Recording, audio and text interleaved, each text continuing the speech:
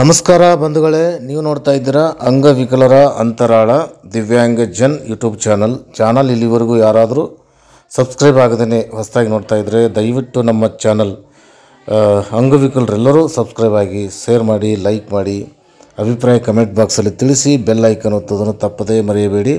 ಕಾರಣ ಅಂದರೆ ವಿಶೇಷ ಚೇತನರಿಗೆ ಸಂಬಂಧಿಸಿದ ಸಾವಿರಾರು ವರದಿಗಳ ವಿಡಿಯೋಗಳನ್ನು ನಮ್ಮ ಚಾನಲ್ನಲ್ಲಿ ಪ್ರಸಾರ ಮಾಡಿ ತಮಗೆಲ್ಲ ಅನುಕೂಲಕರ ಮಾಹಿತಿಗಳನ್ನು ಮತ್ತು ಉಪಯುಕ್ತ ಮಾಹಿತಿಗಳನ್ನು ಹಂಚಿಕೊಂಡಂಥ ವರದಿಗಳ ವಿಡಿಯೋಗಳಿವೆ. ತಾವೆಲ್ಲರೂ ಆಲ್ ಬಟನ್ ಪ್ರೆಸ್ ಮಾಡಿದರೆ ಪ್ರತಿಯೊಂದು ವರದಿಗಳ ವಿಡಿಯೋಗಳನ್ನು ತಮ್ಮ ಗಮನಕ್ಕೆ ಬರ್ತದೆ. ಎಲ್ಲ ವಿಡಿಯೋಗಳನ್ನು ನೋಡ್ಬೋದು ಅಂತೇಳಿ ಕೇಳಿಕೊಂಡು, ಒಂದು ವಿಶೇಷ ಚೇತನರ ವರದಿ ಅಂದರೆ ವಿಶೇಷ ಚೇತನರಿಗೆ ಎಲ್ಲ ಇಲಾಖೆಗಳಲ್ಲಿ ಮತ್ತು ಆರ್ಥಿಕ ಇಲಾಖೆ ಏನು ಬಿಡುಗಡೆ ಮಾಡ್ತದೆ ಪ್ರತಿಯೊಂದು ಅನುದಾನಗಳಲ್ಲಿ ಅವರಿಗೆ ಕಾಯ್ದಿಟ್ಟ ಅನುದಾನವನ್ನು ಬಳಸಬೇಕು ಅಂತಕ್ಕಂಥ ನಿಯಮನ ಇದೆ. ಆದರೂ ಅದನ್ನು ಬಳಸದೇ ಇರುವಂಥ ಸಂದರ್ಭಗಳನ್ನು ಕಾಣ್ತೀವಿ ಮತ್ತು ಅದರಿಂದ ಅನೇಕ ವಂಚನೆಗೊಳಗಾದಂಥ ವಿಕಲಚೇತನರ ಪರಿಸ್ಥಿತಿಯು ನಾವೆಲ್ಲ ನಮ್ಮ ಚಾನಲ್ನಲ್ಲಿ ಪ್ರಸಾರ ಮಾಡ್ತಾ ಬರ್ತಿದ್ದೀವಿ. ಯಾಕಂದರೆ ಅನುದಾನ ಇದ್ದರೂ ಸಹಿತ ವಿಶೇಷ ಚೇತನರಿಗೆ ಕೈಗೆ ಸಿಗ್ತಾ ಇಲ್ಲ ಅನ್ನೋ ವಿಚಾರ ಬೇಸರದ ಸಂಗತಿ. ಯಾಕಂದರೆ ಅಲ್ಲಿ ಏನು ಕೊರತೆ ಇದೆ ಅನ್ನೋದನ್ನು ಪ್ರತ್ಯಕ್ಷವಾಗಿ ಅನುಭವಿಸಿದಂಥ ಅಂಗವಿಕಲರಿಗೆ ಅದ್ರ ಬಗ್ಗೆ ಗೊತ್ತಾಗ್ತದೆ. ಯಾಕಂದರೆ ಅಧಿಕಾರಿಗಳ ನಿರ್ಲಕ್ಷ್ಯವೋ ಮತ್ತು ಅಂಗವಿಕಲರ ದುರ್ದಯವೋ ಗೊತ್ತಿಲ್ಲ.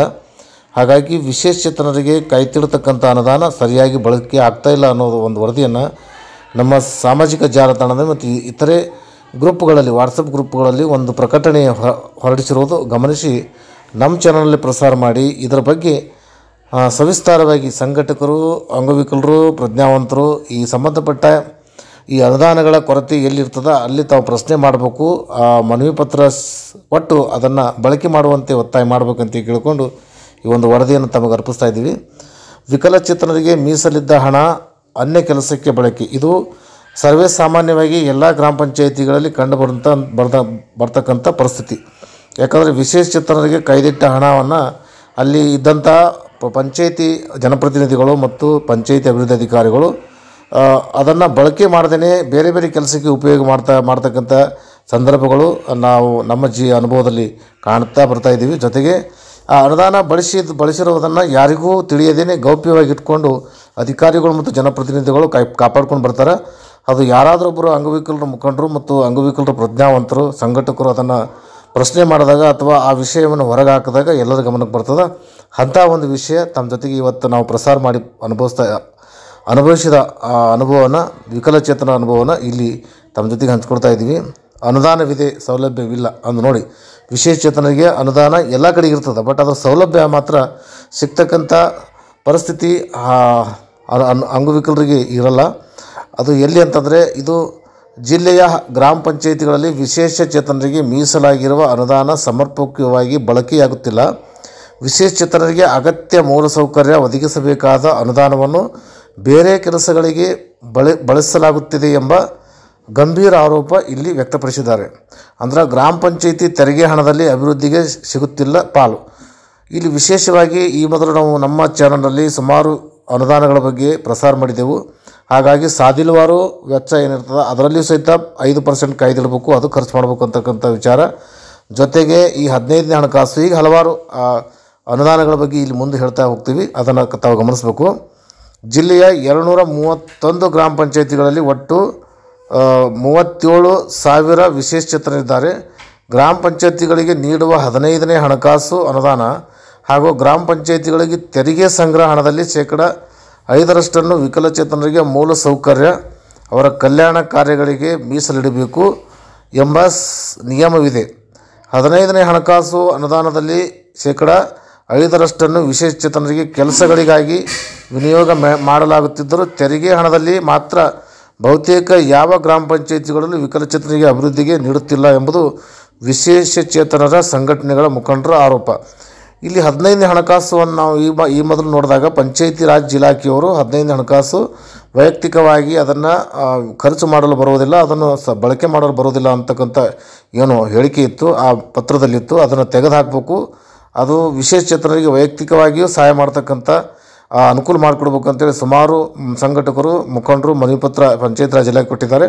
ಆದರೂ ಅದು ಕಾರ್ಯರೂಪಕ್ಕೆ ಬರ್ತಾಯಿಲ್ಲ. ಆ ಅನುದಾನದಲ್ಲಿ ಕಾಮಗಾರಿ ಇಟ್ಕೊಂಡು ಅನೇಕ ಕಾಮಗಾರಿಗಳಲ್ಲಿ ಅವ್ಯವಹಾರ ಆಗ್ತಾ ಇರೋದನ್ನು ನಾವು ನೀವೆಲ್ಲ ಈ ಸಮುದಾಯದಲ್ಲಿ ಕಾಣ್ತಾ ಇದ್ದೀವಿ. ಅಂಗವಿಕಲರಿಗೆ ಈಗಾಗಲೇ ರ್ಯಾಂಪ್ ಇದ್ದರೂ ಸಹಿತ ರ್ಯಾಂಪ್ ಮಾಡ್ತಾರೆ, ಮತ್ತು ಈಗಾಗಲೇ ಸಿ ಸಿ ರೋಡ್ ಇದ್ದರೂ ಆ ಸಿ ಸಿ ರೋಡನ್ನು ತೋರಿಸಿ ಅನುದಾನವನ್ನು 15 ಹಣಕಾಸು ಅನುದಾನವನ್ನು ದುರುಪಯೋಗ ಮಾಡಿಕೊಂಡಂಥ ವಿಚಾರಗಳು ನಮ್ಮ ಚಾನಲಲ್ಲಿ ಆಗಲಿ ಅಥವಾ ಅನೇಕ ವಾಟ್ಸಪ್ ಗ್ರೂಪ್ಗಳಲ್ಲಿ ಹರಿದಾಡ್ತಾ ಇರ್ತದೆ. ಹಾಗೆಯೇ ಅನುದಾನ ಲಕ್ಷಾಂತರ.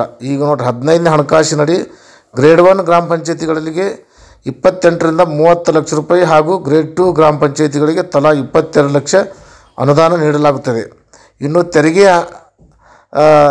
ಅಂಗಡಿಗಳಿಗೆ ಬಾಡಿಗೆ ಸೇರಿದಂತೆ ವಿವಿಧ ಮೂಲಗಳಿಂದ ಲಕ್ಷಾಂತರ ರೂಪಾಯಿ ಸಂಗ್ರಹವಾಗುತ್ತದೆ. ಗ್ರಾಮ ಪಂಚಾಯತಿ ವ್ಯಾಪ್ತಿಯ ಜನಸಂಖ್ಯೆ ಆದಾಯದ ಮೂಲಗಳನ್ನು ಅವಲಂಬಿಸಿ ಸರಾಸರಿ 8 ಲಕ್ಷ ರೂಪಾಯಿನಿಂದ 25 ಲಕ್ಷ ರೂಪಾಯಿವರೆಗೆ ವಾರ್ಷಿಕ ಆದಾಯವಿದೆ. ವರ್ಷಕ್ಕೆ ಸರಾಸರಿ 2 ಲಕ್ಷ ರೂಪಾಯಿನಿಂದ 5 ಲಕ್ಷವರೆಗೂ ವಿಶೇಷಚೇತನರ ಅಭಿವೃದ್ಧಿಗಾಗಿ ಖರ್ಚು ಮಾಡಲು ಅವಕಾಶವಿದೆ. ಆಸ್ಪತ್ರೆ, ಶಾಲೆ, ಕಾಲೇಜು, ಗ್ರಾಮ ಪಂಚಾಯಿತಿ ಕಚೇರಿ, ಗ್ರಂಥಾಲಯ, ಬಸ್ ನಿಲ್ದಾಣ ಮೊದಲಾದಂಥ ವಿಶೇಷಚೇತನರಿಗಾಗಿ ಪ್ರತ್ಯೇಕ ರ್ಯಾಂಪ್, ಖಾಲಿ ಕುರ್ಚಿ ಒದಗಿಸುವುದು, ತ್ರಿಚಕ್ರ ವಾಹನ ಸೇರಿದಂತೆ ಹಲವು ಸೌಲಭ್ಯ ಒದಗಿಸಲು ಅವಕಾಶವಿದೆ. ಆದರೆ ಯಾವುದೇ ಗ್ರಾಮ ಪಂಚಾಯಿತಿಯಲ್ಲಿ ಮೇಲ್ನೋಟಕ್ಕೂ ಇಷ್ಟು ಹಣ ವಿನಿಯೋಗವಾಗಿರುವುದು ಕಂಡುಬರುತ್ತಿಲ್ಲ. ಸಂಯೋಜಕರಿಗೆ ಸೌಲಭ್ಯವಿಲ್ಲ. ಅಂದರೆ ನೋಡಿ, ಇಲ್ಲಿ ಸಂಯೋಜಕರು ಅಂತ ಹೇಳ್ತಾ ಇದ್ದಾರೆ, ಅಂದರೆ ಗ್ರಾಮೀಣ ಅಂಗವಿಕಲರ ಪುನಸ್ತಿ ಕಾರ್ಯಕರ್ತರು ಅಂತೇಳಿ ಕೆಲಸ ಮಾಡ್ತಾ ಇದ್ದಾರಲ್ಲ, ಅವರಿಗೂ ಸಹಿತ ಇದ್ರ ಬಗ್ಗೆ ಹಣ ವಿನಿಯೋಗ ಮಾಡ್ತಾ ಇಲ್ಲ. ಏನಂತಂದರೆ ಗ್ರಾಮ ಪಂಚಾಯಿತಿಗಳಲ್ಲಿ ವಿಕಲಚೇತನರಿಗೆ ಸೌಲಭ್ಯ ಒದಗಿಸುವುದು, ಜಾಗೃತಿ ಕಾರ್ಯಕ್ರಮ ನಡೆಸುವುದು ಮೊದಲಾದ ಕಾರ್ಯಗಳಿಗಾಗಿ VRW ಅಂದರೆ ವಿಲೇಜ್ ರಿಹ್ಯಾಬಿಲಿಟೇಷನ್ ವರ್ಕರ್, ಗ್ರಾಮೀಣ ಅಂಗವಿಕಲರ ಪುನಸ್ತಿ ಕಾರ್ಯಕರ್ತರು ಅಂತೇಳಿ ಸರ್ಕಾರ ಗೌರವಧನ ಆಧಾರದ ಮೇಲೆ ನೇಮಕ ಮಾಡಿಕೊಂಡಿದೆ. ಈ ಹುದ್ದೆಯಿಂದ ಗ್ರಾಮ ಪಂಚಾಯಿತಿ ಅರ್ಹ ವಿಕಲಚೇತನರನ್ನೇ ಈ ಹುದ್ದೆಗೆ ನೇಮಕ ಮಾಡಲಾಗಿದೆ. VRWಗಳಿಗೆ ಗ್ರಾಮ ಪಂಚಾಯಿತಿ ಕಚೇರಿಯಲ್ಲಿ ಪ್ರತ್ಯೇಕ ಕೋಣೆ, ಕಂಪ್ಯೂಟರ್, ಮೇಜು, ಆಮೇಲೆ ಕುರ್ಚಿ ಒದಗಿಸಬೇಕು. ಆದರೆ ಯಾವ ಗ್ರಾಮ ಪಂಚಾಯಿತಿಯಲ್ಲೂ ಈ ಸೌಲಭ್ಯಗಳು ಒದಗಿಸಿಲ್ಲ ಎಂಬ ಆರೋಪವಿದೆ. ಅಂದರೆ ವಿಶೇಷ ಸಭೆ ನಡೆಯುವುದು ಇಲ್ಲ. ಈಗ ವಿಶೇಷಚೇತನರಿಗೆ ಸಮಸ್ಯೆಗಳಿಗೆ ಪರಿಹಾರ ಒದಗಿಸಲು ಗ್ರಾಮ ಪಂಚಾಯಿತಿಗಳಲ್ಲಿ ವರ್ಷಕ್ಕೊಮ್ಮೆ ವಿಶೇಷ ಸಭೆ ನಡೆಸಬೇಕಿದೆ. ಆದರೆ ಬಜೆಟ್ ಸಭೆ, ಸಾಮಾನ್ಯ ಸಭೆ ಮೊದಲಾದ ಸಭೆಗಳಲ್ಲಿಯೇ ವಿಶೇಷಚೇತನ ಸಭೆ ನಡೆಸಿ ಕೈ ತೊಳೆದುಕೊಳ್ಳಲಾಗುತ್ತದೆ. ಸರ್ಕಾರಕ್ಕೆ ಮಾತ್ರ ವಿಶೇಷ ಸಭೆ ನಡೆಸಿದ ವರದಿ ಕೊಡಲಾಗುತ್ತದೆ ಎಂಬ ಆರೋಪ ಸಹ ಇಲ್ಲಿ ಗ್ರಾಮ ಪಂಚಾಯಿತಿ ಸದಸ್ಯರಿಂದಲೇ ವ್ಯಕ್ತವಾಗಿದೆ. ಇನ್ನು ಇಲ್ಲಿ ಈ ಬಗ್ಗೆ ಅಂಗವಿಕಲ ಸಂಘಟಕರು ಏನು ಹೇಳಿದ್ದಾರೆ ಅಂದರೆ, ಗ್ರಾಮ ಪಂಚಾಯಿತಿಗಳ ಅನುದಾನ ಹಾಗೂ ತೆರಿಗೆ ಹಣದಲ್ಲಿ ವಿಶೇಷಚೇತನರ ಅಭಿವೃದ್ಧಿ ಕಾರ್ಯಗಳಿಗೆ ನಿಯಮದ ಪ್ರಕಾರ ಹಣ ಒದಗಿಸುತ್ತಿಲ್ಲ. ಇದರಿಂದ ಗ್ರಾಮೀಣ ಭಾಗದ ವಿಶೇಷಚೇತನರಿಗೆ ತೊಂದರೆಯಾಗುತ್ತಿದೆ. ಇವರು ಅಂಗವಿಕಲರು ತೊಂದರೆಯಲ್ಲಿ ಸಿಲುಕುತ್ತಿದ್ದಾರೆ ಅಂತ ಮೌನೇಶ್ ಬಡಿಗೇರ್, ಇವರು ಜಿಲ್ಲಾ ಅಂಗವಿಕಲ ಸಂಘದ ಉಪಾಧ್ಯಕ್ಷರಾಗಿ ಆಗಿದ್ದಾರೆ. ಇವರು ಹಾವೇರಿ ಜಿಲ್ಲೆಯಲ್ಲಿ. ಈ ಒಂದು ವಿಷಯಕ್ಕೆ ಅಲ್ಲಿರ್ತಕ್ಕಂಥ ಅಧಿಕಾರಿ ಏನು ಹೇಳಿದ್ದಾನೆ ಅನ್ನೋದು ಕೇಳೋದಾದರೆ, ಜಿಲ್ಲೆಯ 231 ಗ್ರಾಮ ಪಂಚಾಯಿತಿಗಳ ಪೈಕಿ ಬಹುತೇಕ VRWಗಳಿಗೆ ಇತ್ತೀಚೆಗಷ್ಟೇ ಪೀಠೋಪಕರಣ, ಕಂಪ್ಯೂಟರ್ ಮೊದಲಾದ ಮೂಲಸೌಕರ್ಯ ಒದಗಿಸಲಾಗಿದೆ.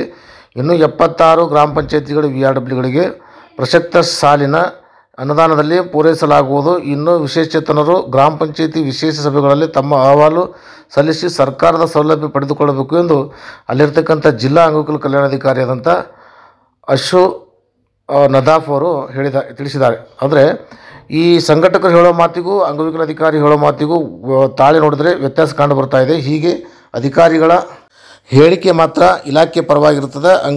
ಅಂಗವಿಕಲರ ಸಮಸ್ಯೆಗಳಿಗೆ ಏನಿದೆ ಅನ್ನತಕ್ಕಂಥ ವಿಚಾರ ಅಂಗವಿಕಲ ಸಂಘಟಕರು ಹೇಳ್ತಾರೆ. ಅದಕ್ಕಾಗಿ ಇಂಥ ಅನುದಾನ ಬಳಕೆ ಮಾಡುವಲ್ಲಿ ತಾರತಮ್ಯ ತೋರಿದಂಥ ಅಧಿಕಾರಿಗಳ ವಿರುದ್ಧ ಮತ್ತು ಅಂಥ ಗ್ರಾಮ ಪಂಚಾಯಿತಿಗಳ ವಿರುದ್ಧ ಸಂಬಂಧಪಟ್ಟ ಇಲಾಖೆಯ ಅಧಿಕಾರಿಗಳು ಮತ್ತು ಮಾನ್ಯ ನಿರ್ದೇಶಕರು, ಆಯುಕ್ತರು ಇದರ ಬಗ್ಗೆ ಕ್ರಮ ತಗೊಳ್ಬೇಕು ಅಂತ ಹೇಳಿ ಈ ಒಂದು ವರದಿ ಮುಗಿಸ್ತಾ ಇದ್ದೀನಿ. ಧನ್ಯವಾದಗಳು. ನಮಸ್ಕಾರ.